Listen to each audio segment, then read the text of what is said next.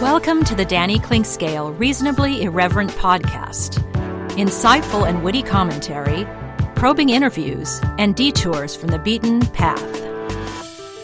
Welcome, everyone, to a little altered slice of normalcy for me on Saturday as I actually covered a live sporting event with fans there.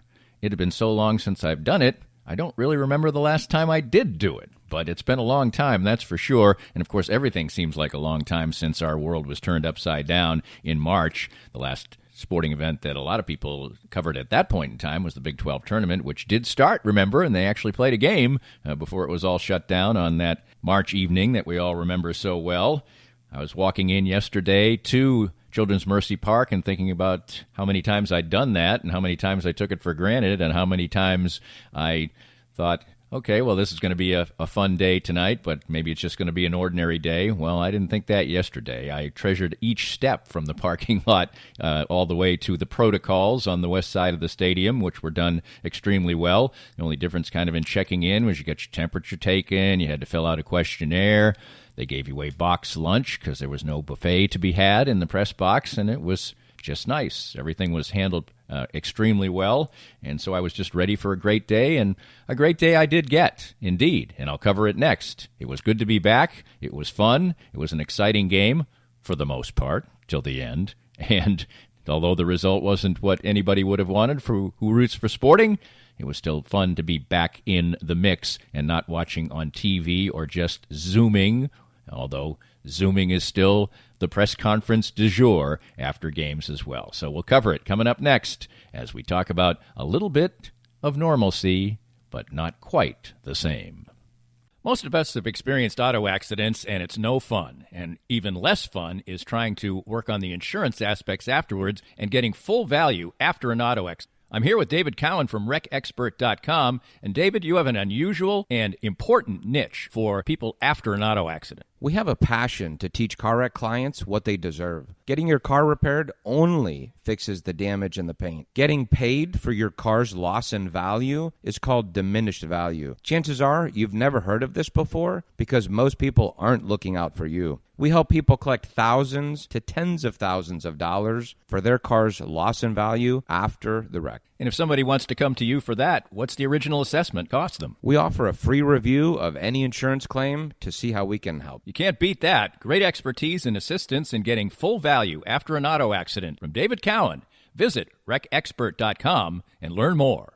Cinematic Visions has been an affordable solution for professional media production in Kansas City since 2003, offering award-winning video production and creation, as well as a wide array of digital and social media management services. From planning, scripting, filming, editing, and post-production, to delivering your product to a watching world, Cinematic Visions will provide professional and affordable services for you and your business with the necessary return on investment to make it all worthwhile. Cinematic Vision's goal is to unlock the power of storytelling through video and a strong online presence for your company. Beyond the numbers, they want to inspire and evoke your clients to feel and act. Let my friends at Cinematic Visions embed your brand where it belongs, in your customers' minds. You can find them online at cinematicvisions.com or with a quick phone call at 816-600-6300. Let's spend a minute with Dr. Brad Woodle, who, along with his wife, Dr. Christina Woodle, the owners of Advanced Sports and Family Chiropractic and Acupuncture, my home for chiropractic care. And first of all, just tell us about the wide range of services you offer. Danny, we offer comprehensive chiropractic, acupuncture, physiotherapy, and rehab. We do a very thorough examination, x-rays on site as necessary, and we have a full rehabilitation department, so we can help out with exercises, stretches, different therapies for the complex, but also the very simple conditions we treat. You have been deemed essential and have remained open all through this COVID-19 process. What are some of the things you've done to make sure that was the case? From the very beginning, in March, we started to make sure that we were cleaning and sanitizing with EPA-registered sanitizing products. We also implemented masks way before the state required them. We implemented a parking lot waiting room, took out half of the chairs in our waiting room, and made sure to space out visits so we could appropriately meet, discuss, and also screen patients to make sure we were taking care of healthy people. Find out more about Advanced Sports and Family Chiropractic and Acupuncture and how they can help you at ASFCA.com. Firsthand, I have enjoyed the benefits of the CBD products from Canaway. My back feels better and better these days, as a major part of my routine are the pain-relieving salve and the Pure Gold oil. And recently I had the pleasure of a treatment session using the Canaway CBD in conjunction with the Microlite 830 cold laser. The non-invasive treatment session worked wonders, and I could barely tell I was even being touched. TML 830 is the first 3B cold laser to get FDA approval, and in addition, the combination treatment with CBD is patent pending. The new Smart Laser is the only hands-free cold laser in the world and is used by athletic trainers, chiropractors, MDs, physical therapists, and veterinarians everywhere. You can learn more about all the great benefits from the complete line of Canaway CBD products by contacting my friend Sherry McCants at 515-208-6312. That's 515-208-6312 to get outstanding information about Canaway. If you'd like to join these and other great sponsors and market your business to a growing and engaged audience, contact us at Danny@DannyKlinkscale.com. Look forward to hearing from you. Welcome back, and there was a great deal of curiosity for me how the atmosphere was going to be at Children's Mercy Park. I had seen the other home games since the restart on television, and you can get a sense of that, but in person is when you really will get a feel for how things are. And I think that of all the things I've seen, and of course this is the first one I've seen in person, I thought that the way that things were handled at Children's Mercy Park was about as good as I've seen. Now, it seemed like maybe there are less people there percentage-wise, although there aren't apparently, but they were spaced absolutely perfectly. Mask wearing was almost 100% from what I could see, except when people were actively eating or drinking. It seemed like people had really taken hold of the protocols and done everything perfectly, and I couldn't really level any criticism whatsoever. It was seemingly perfect. The crowd, I think, naturally is just a little subdued. It's a little bit eerie walking into the stadium. You didn't have the kids kicking balls around outside and playing hacky sack and doing things like that, or people tailgating. And I think that sort of lends itself to a little lesser atmosphere inside. But there was a good atmosphere, some chanting. I think the Cauldron's probably more affected than anything else. I just think the natural ability to have everybody packed in there, which you can't do, lends itself to a more spirited singing and things like that. But still, it's good to have some kind of atmosphere at the park, and they certainly did. In the press box, we were just spaced out a little bit more, and I think there are probably less people there as well, because indeed you're not going to be able to talk to the players in person or talk to Peter Vermes in person after the game. It's going to be virtual. So, watching the game on television and then engaging in the Zoom call is probably satisfactory to some, but I was just glad to be there myself in person to watch a game. And the game ensued, and that's what we were there for, an actual athletic competition. And competition there was. The game really started out with fine action. Both teams were spirited. Sporting got an early opportunity, a deflection that went off the post. Yadi Kinda had a couple of good moments. Sporting kind of ran out a couple of cool plays off of corners where they would sort of half fake a short ball, and then the player, Johnny Russell, one time, and I forget who it was the other time, just sort of went on a mad dash toward the goal. Never really came out for anything, but I thought it was fun to watch. And the first real talking point moment of the game came in the 20th minute with a collision between the goalkeeper for Dallas, Jimmy Maurer, and Kyrie Shelton. Many people on Sporting, Johnny Russell after the game, some of the pundits I heard on the final whistle on Sports Radio 810, thought that it was indeed a penalty. I thought it was a good 50-50 call, that the coming together was sort of a warranted one. I thought it was a good no call. I'm sure many people would disagree with that, but in the end, even after a slight VAR check, I don't think they ever officially did it, but the referee after the game said that they actually gave it some consideration. The first big missed opportunity for Sporting was Gerso off a beautiful little header from Kyrie Shelton, was set up all alone in front with a sitter, and he missed it, skied it over. Sporting should have led 1-0 there. But Dallas was the team that was getting the more dangerous chances. Sporting had the possession edge, but Dallas was getting a lot of quality opportunities. They ended up with 6 shots on goal in the first half, and they finally were paid off in the 42nd minute as Jara, who would score both goals. Actually, each team had a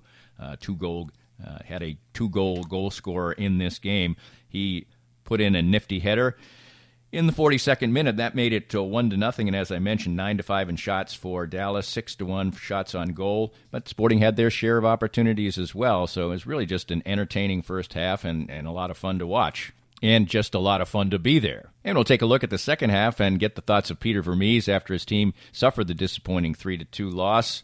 But the day was not going to be ruined for me no matter what, because I was just happy to be there, and I'll talk more about it coming up next. More of Danny's Reasonably Irreverent podcast after this. I'm here with Tim Emerson, the owner of Emerson & Company. And Tim, give us an idea of the range of services that you provide from Emerson & Company. At Emerson & Company, we do credit card processing, payroll services. We do bookkeeping, merchant accounts like point-of-sale systems. What would you say differentiates you from other companies in the field, and what makes you special? I think what makes us unique is that we're a small local business making regional decisions on companies. We create a profile for the business and then put it out to our different vendors in a very competitive environment and tailor those needs to the specific business, which usually ends up in a great fit or great result for the company. And, of course, the idea is to save money, right? Save money, and actually sometimes I'm surprised where actually a solution that may cost a little bit more ultimately does save money, but we're not conditioned to think like that sometimes.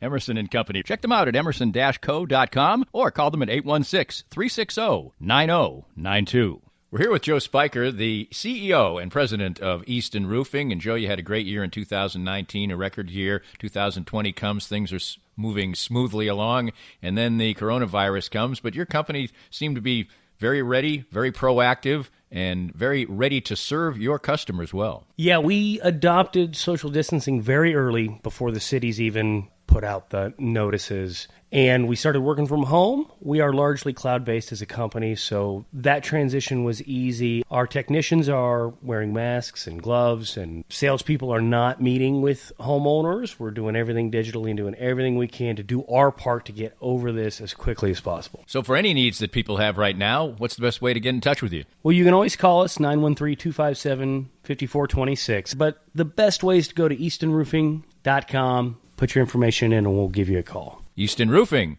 Integrity matters. Hi, everybody. This is Matt Llewellyn from 23rd Street Brewery in Lawrence. I just want to thank everybody for supporting local restaurants during this time of uncertainty. 23rd Street Brewery is now open until this pandemic is over. And right now, more than anything, local restaurants need your help and support. Come on out and see us. 23rd Street Brewery is open now from 11:30 till 9 o'clock for dine-in and carry-out. Whatever we can do to help you out, maybe with your catering needs, too. I appreciate all the support. And thank you for continuing to shop local. It's time now to get some great assistance on healthcare with Chad Beisel from NoNonsenseHealthcareNinja.com. And Chad, even your business's name would indicate that you have a real aggressive way and an important way to go after some health insurance for your clients. What I've found out in the industry is just a lot of people are really confused. They don't know what plans are good, what their plans offer, how they cover. And so I've just taken the approach of being really educated on what options are available to clients and showing them all the options that are available and making sure they understand them so they can pick and choose what options are good for them. And one thing that's really important, of course, is access to doctors and hospitals. Absolutely. That's becoming a big issue for a lot of people. Some of the plans out there are going to restrict those clients to where they can and cannot go. So if you live just outside the Kansas City metro, some of the counties outside, you may not be able to go to some of the hospitals up here in the Kansas City area. So making sure that you have a plan that's got doctors and hospitals and places you want to go is really, really important today. Learn more by visiting NoNonsenseHealthcareNinja.com and let Chad help you. If you'd like to join these and other great sponsors and market your business to a growing and engaged audience, contact us at Danny@DannyKlinkscale.com. Look forward to hearing from you. Welcome back. And Sporting, which fell out of first place with this loss, was indeed a team that has been compromised by injury. They're slowly getting healthier, but still Alan Polito was still out for this game.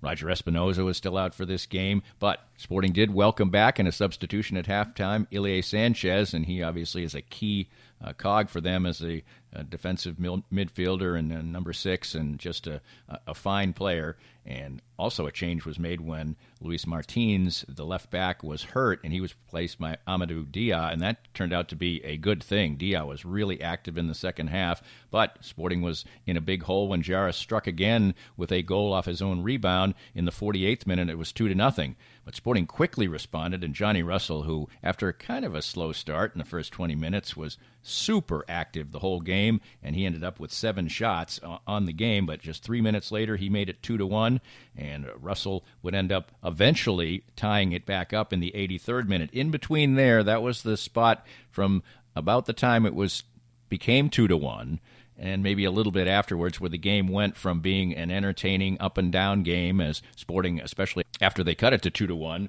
was really putting the pressure on, and Dallas was starting to use time-wasting tactics, which eventually would become a key talking point in this game. But Russell did indeed tie the game up in the 83rd minute, and at that point it seemed like it would be a deserved result. Both teams had had their moments. Sporting had really kicked up the pressure after they went down 2-0, and it looked like 2-2 would be kind of a perfect result for the game. But then disaster struck as Graham Zusi, sometimes just bad things happen to good players, and he touched a weak back pass to Tim Melia. It was intercepted, and eventually Ryan Hollingsworth off a rebound, as Tim Melia had almost saved the day after the really bad giveaway. Hollingsworth scored in the 86th minute, and it was 3-2. And after that, it was just, before that, a lot of the time, there was just a flurry of yellow cards, as Dallas was sometimes almost comically trying some time-wasting tactics in the game. And eventually, Brian Acosta was tossed out of the game in the 90th minute, so they had to play the 6 minutes of extra time, down a man. Thiago Santos, who was the poster child for the time-wasting tactics, and in fact, he, not specifically, as you'll hear, came in for the wrath of Peter Vermees, and just did some stuff that was just Bush League in trying to slow down the game. And Santos certainly was making no favorites, and I'm sure Sporting fans will view him as somewhat of a villain going forward. But in the end, Dallas holds on in the game. They win it 3-2. They pull within a point of Sporting Kansas City, which is now second in the Western Conference, to Seattle, which registered a big victory yesterday. First of all, let's get Peter Vermees' overall thoughts about his team's game, and most of them were fairly positive. I thought we were fine. I thought we lost the ball at a point in the first half. We lost the ball successively, or I should say we lost the ball in one after another, which put us on the defensive. And then on the first goal, we didn't defend the box, and put us in a tough situation. But I would say that the guys came out. I think for the most of the game we were good with the ball. I would say we didn't give a lot away, but unfortunately what we gave away was because of mistakes on our part. And so, giving the ball away in easy spots is what I think 2 of the goals came off of, in really easy spots.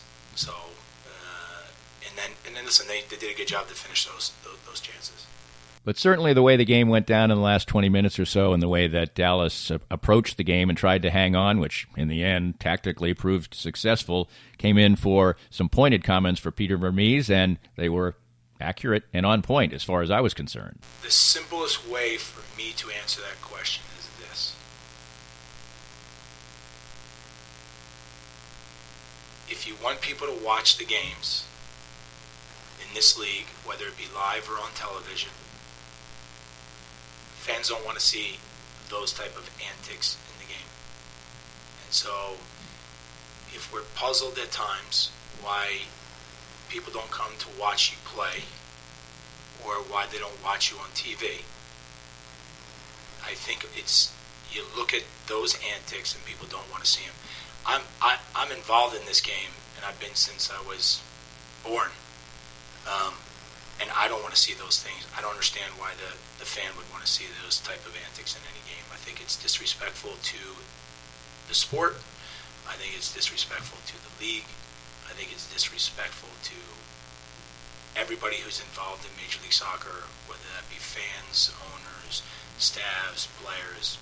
Those things they don't belong in our game. That is not what I would want to see, and I think that most people don't want to see it. but the referee's got to manage that. And I just find it incredibly. I thought at times he was really good, and I think at times he just. I think that referees have the easiest job in the world to manage behavior on the field, and they have the chance with cards, with that whistle, to shape the game. And when players are making a mockery of it, it should be taken care of by the referee crew. And unfortunately, at times in today's game, it wasn't. I thought other situations he did very well. I think there's things that Alex actually does really well in the game.